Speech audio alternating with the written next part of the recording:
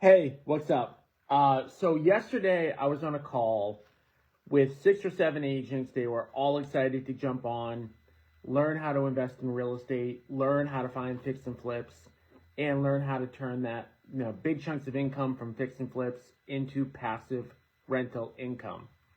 And the call was just an open call. Like, I didn't have an agenda. I essentially, told the agents that were on the call, hey, give me some questions. I'll help you in whatever way I can. And the thing that, kept coming up that, in my mind, I was seeing it in real life, was the fear of having the investor label while being a residential retail agent. And it came up in a lot of different ways and a lot of different comments. So I want to address it. I did address it on the call, but I want to talk a little bit about it today. For so many agents, there is a need to have a mindset shift on what an agent investor is and really why it's not bad, and more so why it's not bad, why it's actually good. And you see this a lot when real estate agents first even get into being a real estate agent.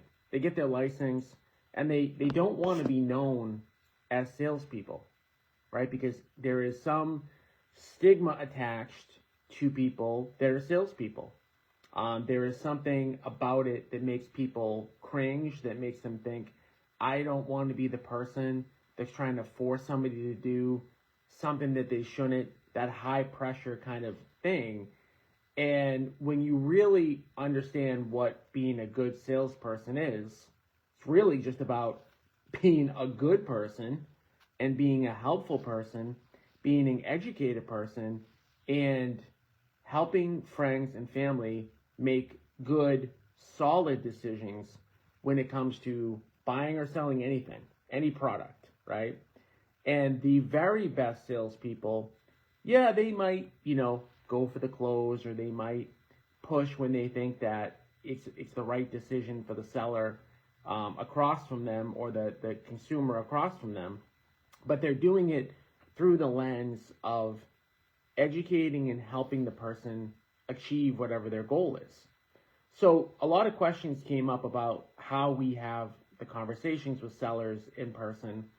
And there was definitely some fear there as to how that would happen and how they might be known to their seller, to their friend, to their family member, if they were to present a solution, a possible solution of selling their house directly to a home buyer, right? And, I look at it, so differently, because I've been through over 1,500 of these transactions, and my team goes on over 100 face-to-face seller appointments a week. When we go out and we meet with a seller, the first thing that we do is really try to seek to understand what their goals are. Again, this is going to sound very much like every other sale in the world, how it should happen, which is that you're sitting across from somebody who needs help. I don't care what the product is. You're sitting across from the person. They need your help with something. They're trying to make a decision with something. And you, as the licensed professional or salesperson of any kind, should have a ton more knowledge about how they can do whatever they're trying to do. Whether it's you're selling cars, you should know way more about the person about cars. You should know way more than the person you're sitting across the table from about selling a house. And as a licensed real estate professional that's educated, you should be able to ask a bunch of questions to your seller. And by the way, if you're working with us, we will do this for you. We will literally come on the appointment with you. But when you're out with them and you're asking them questions, you should be seeking to understand what their goals are. Like, why are they selling? Where are they going next? Are they buying? Are they renting? How quickly or not quickly do they need to do it? What are their financial means? What's their ultimate goal? Is their goal to get max money for their house? Is their goal to get a simple sale? And you're really, as somebody who, if you shift your mindset to being an agent investor, all that you're doing is you're giving them more options, and you're actually educating them more on the different possibilities of selling their house. It shouldn't not just be not a bad thing, but giving options is a good thing. The more options and solutions you could potentially provide to somebody, the more valuable you are. because you're allowing them to think through and have a variety of options, right? That's true no matter what product we're selling. There shouldn't just be one car. There shouldn't just be one toothpaste. There shouldn't just be one of anything. There should be multiple ways to get things done. And sellers, when you go out there and you have both the cash offer and you also can list their house, and if you do it the right way and you're honest about both approaches, like what it will yield them money-wise, time-wise, headache-wise, you should leave feeling like, oh, I actually helped that person, right? And at the end of the day, I always tell people this when we go on cash offer appointments, most of the time we leave that house not buying their house, because in a lot of cases, when somebody says they want to hear a cash offer, they really just want to know what it will be.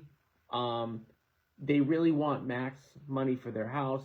They're willing to go through inspections and open houses and contingencies and all that to get more money. And if that's their objective, that's what they should do. And that's what we help them do.